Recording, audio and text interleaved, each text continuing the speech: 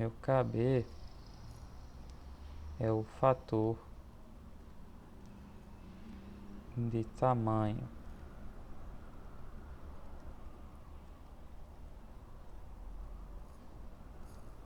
Tá? Falta colocar aqui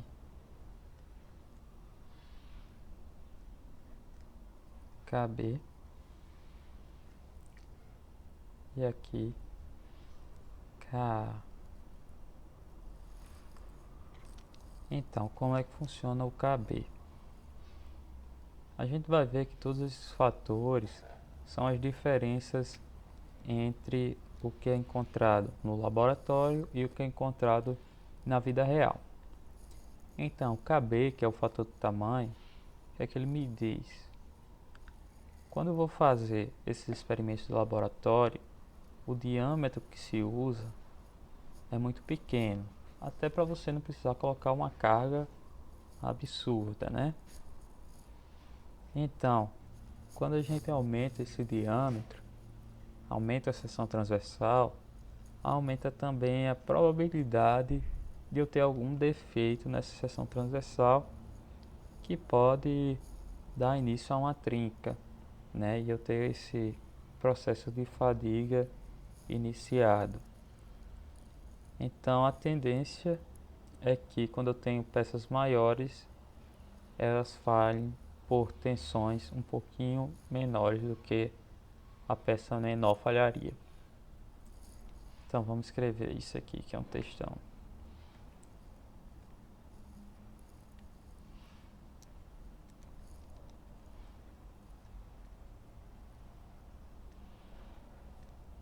Opa.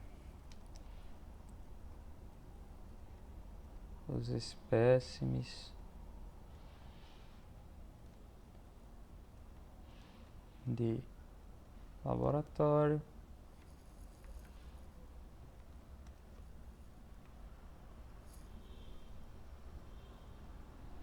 geralmente possuem dimensões pequenas.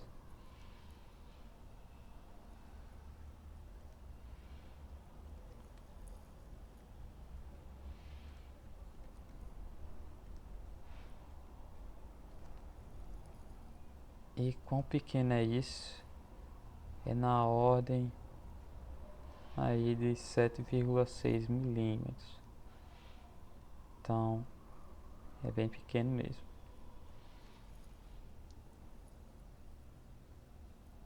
Vírgula.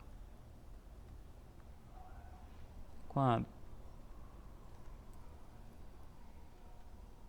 aumentamos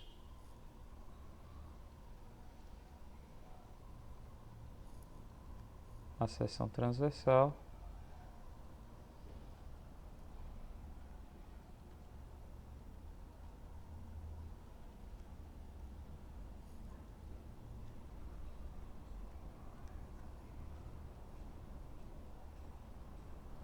aumenta a probabilidade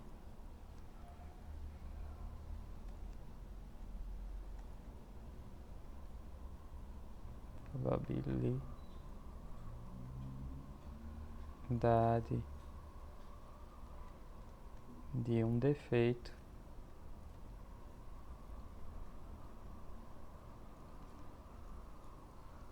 estar presente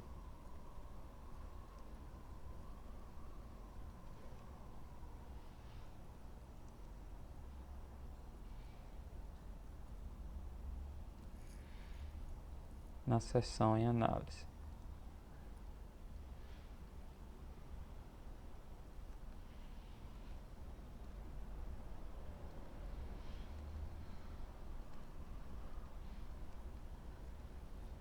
O que pode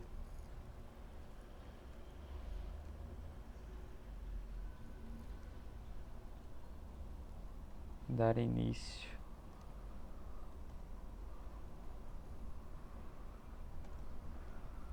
a uma trinca.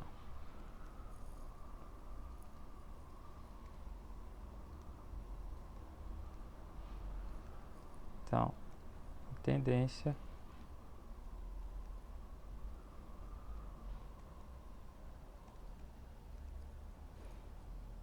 é que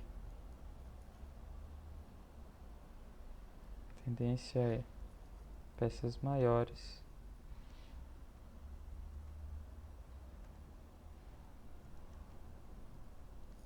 falharem com uma tensão menor.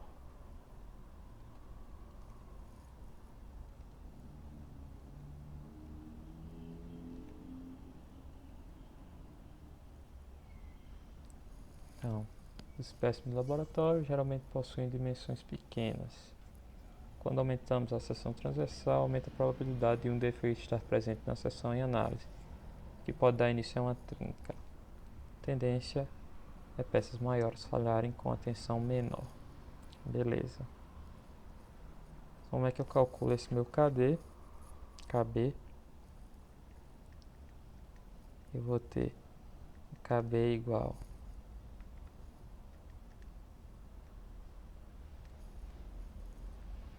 1,24 vezes o diâmetro elevado a 0,107.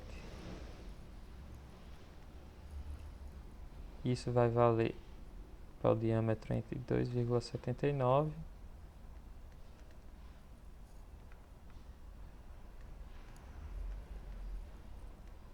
e 51 milímetros.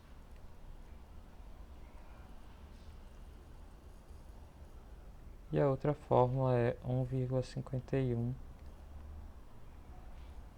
vezes D elevado a menos 0,157. E isso vai valer de 51 milímetros até 254 milímetros. Mais uma vez, para a gente aplicar essa fórmula, eu vou usar o valor diretamente em milímetros. Então, se for 30 milímetros, eu vou colocar aqui 30. Não vou colocar 0,03, por exemplo. Beleza, pessoal? Então, se eu tiver um diâmetro nessa faixa, eu uso essa fórmula. Se eu tiver um diâmetro nessa faixa, eu uso essa fórmula aqui. E aí tem uma ressalva importante, que é,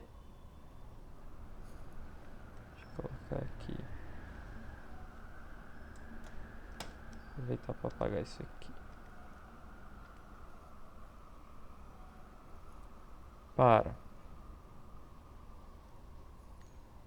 carregamentos axiais, carregamento axial,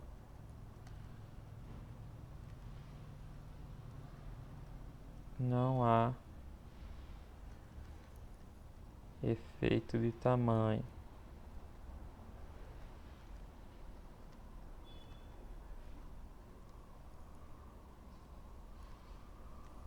Logo, KB igual a 1.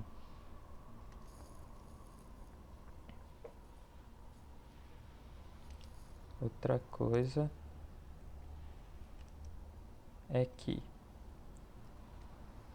para vigas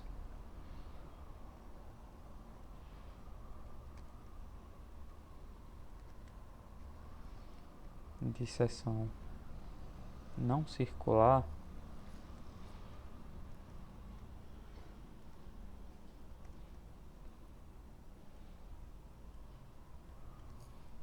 ou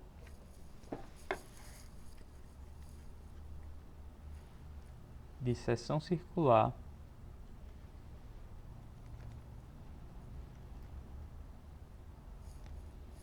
mas sem rotação,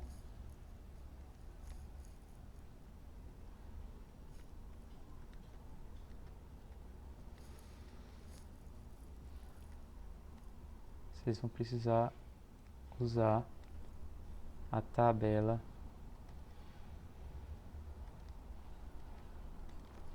6.3 do Shigley, 10ª edição.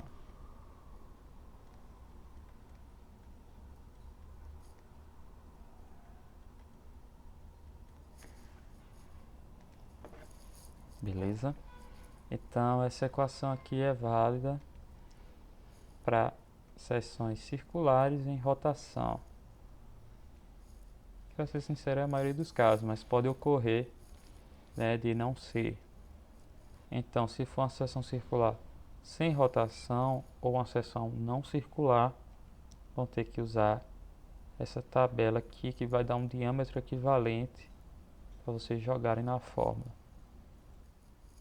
O próximo fator, deixa eu ver se tem espaço. Tem. É o fator de carregamento, KC.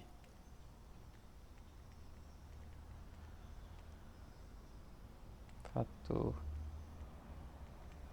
de, pelo amor de Deus, mano. Carregamento.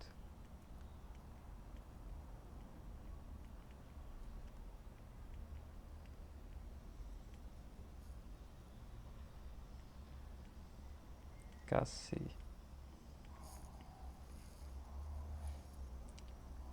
Então, quando se faz os testes de laboratório, só se usa uma flexão pura, né? Como a gente viu lá algumas aulas atrás, o ensaio de fadiga, como é feito. Então, é uma carga de flexão pura, flexão alternada pura. Para outros tipos de carregamento, eu tenho uma relação entre SE e SUT um pouco diferente. E aí esse fator ele vem justamente para corrigir isso. Então vamos lá. Estimativas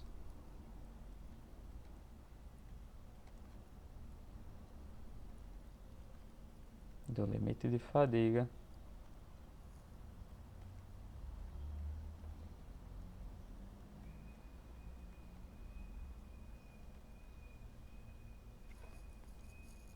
são geralmente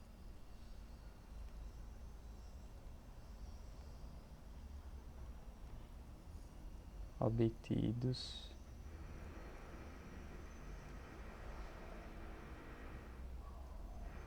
por flexão alternada pura.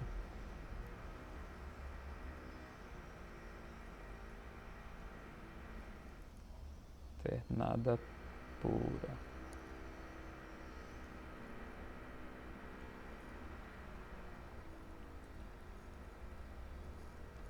Para diferentes tipos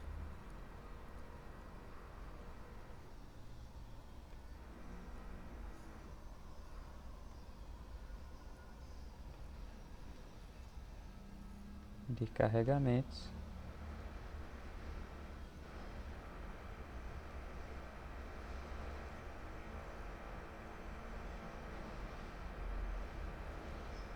a relação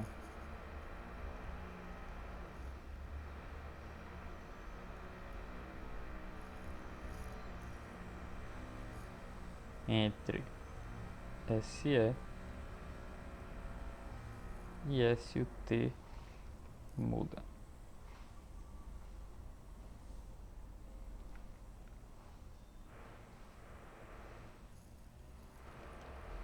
E aí nesse caso, como é que a gente calcula o KC? Deixa eu colocar aqui na página embaixo.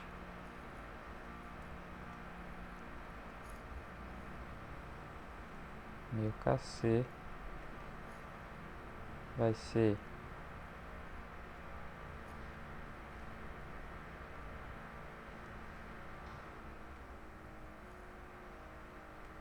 igual a 1 se eu estiver trabalhando com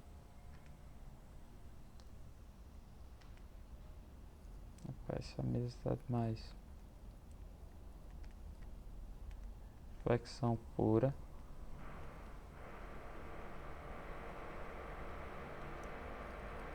ou carregamentos combinados.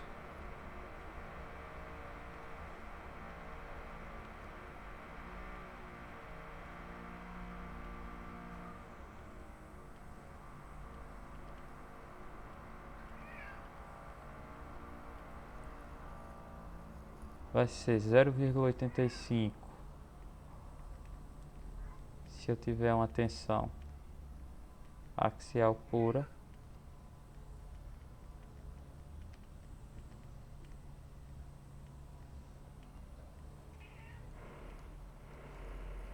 e 0,59 quando eu tiver torção pura.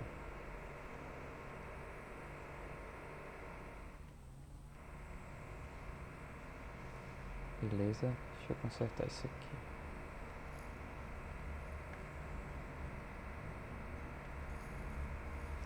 Só que, deixa eu falar primeiro, depois eu faço essa observação. Então, quando eu tiver flexão pura, esse vai ser o mesmo caso do ensaio lá do laboratório. Então eu vou usar o KC igual a 1. Ele não vai interferir, né? Não vai mudar nada. Quando eu tiver tensão axial pura, eu vou usar 0,85. Quando eu tiver torção pura, eu uso 0,59.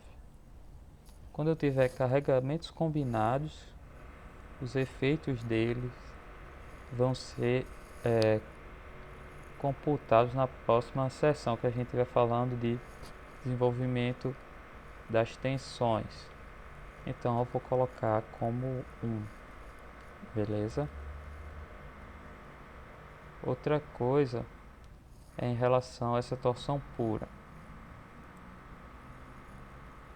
No caso, para ela é melhor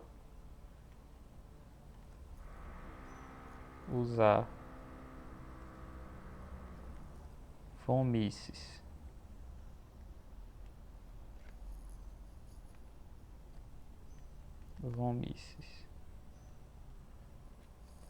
Né? E no caso von Mises, se eu tiver uma torção pura, que é um carregamento puro cisalhante, só vou ter cisalhamento. Então eu consigo achar um sigma linha, uma tensão equivalente de von Mises, ou raiz de 3 tal, que é o valor da torção pura, né, da tensão cisalhante da torção. Esse raiz de 3, que eu aumento aqui a tensão, é equivalente a diminuir a resistência multiplicando ela por 0,59. Então meio que tanto faz aplicar 0,59 aqui como raiz de 3 multiplicado pela tensão. Então é melhor usar von Mises como se eu estivesse trabalhando com flexão pura, beleza? Ou carregamentos combinados, mas o KC é igual a 1. E aí eu uso esse valor de sigma daqui para frente. No lugar de estar trabalhando com a tensão de cisalhamento, eu estaria trabalhando com a tensão normal de flexão pura. Eu estaria convertendo uma na outra. E como tudo no caso de fadiga, né, no caso desses coeficientes, foi feito para flexão pura, aí eu não tenho que adaptar mais nada. Por isso que eu acho melhor usar von Mises nesse caso de torção pura.